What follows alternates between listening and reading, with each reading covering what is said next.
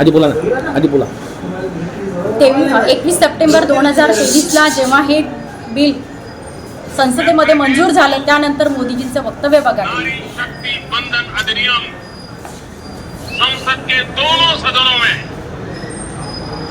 और भारी बहुमत से और राज्यसभा में तो सर्वसम्मति से पास होने की बहुत बहुत बधाई देता हूं.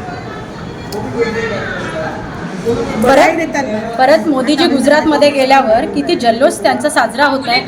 यावरून समजतं की मोदी सरकार नरेंद्र मोदी अहमदाबाद पहुंच गए हैं. महिला आरक्षण बिल पास होने के बाद पीएम मोदी पहली बार अहमदाबाद पहुंचे हैं. 2 दिनों का उनका ये महत्वपूर्ण गुजरात का दौरा. आप देख रहे हैं किस तरह से जबरदस्त स्वागत प्रधानमंत्री नरेंद्र मोदी का किया जा रहा है. महिलाओं की भारी तादाद वहां पर है जिनकी महिला आरक्षण बिल पास होने के बाद ये पहला उनका अहमदाबाद का दौरा है. जो तस्वीरों में इस वक्त आप देख रहे हैं 2 दिनों के गुजरात दौरे पर अहमदाबाद पहुंचे हुए हैं. नारी शक्ति वंदन कार्यक्रम में पीएम हिस्सा लेंगे. वहीं कल वाइब्रेंट गुजरात इवेंट को पीएम मोदी संबोधित भी करने वाले हैं.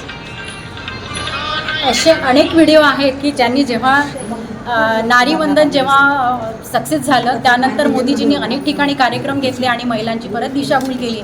आम्हाला असं वाटतं की यांनी दिशाभूल न करता महिलांना 33% आरक्षण देऊन त्याची अंमलबजावणी ताबडतोब करावी. महिलांची दिशाभूल करणं फार चुकीचं आहे. महिलांच्या खांद्यावर बंदूक ठेवून हे BJP सरकार राजकारण करत आहे. एवढंच. धन्यवाद.